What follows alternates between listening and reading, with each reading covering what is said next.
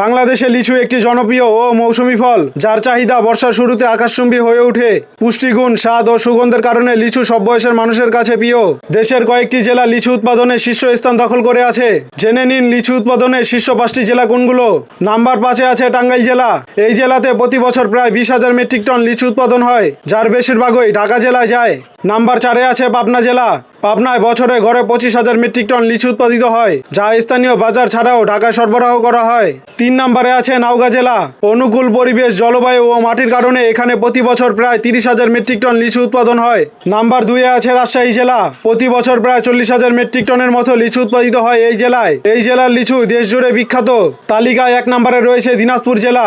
এই জেলা লিচু উৎপাদনে শীর্ষ জেলা হিসেবে পরিচিত। প্রতি বছর প্রায় 50,000 মেট্রিক টন লিচু উৎপন্ন হয়। বোম্বাই ও চায়না 3 জাতের লিচু এখানে বিখ্যাত। এই জেলাগুলোর উৎপাদিত লিচু দেশের ফল চাহিদা মেটাতে বড় ভূমিকা রাখে।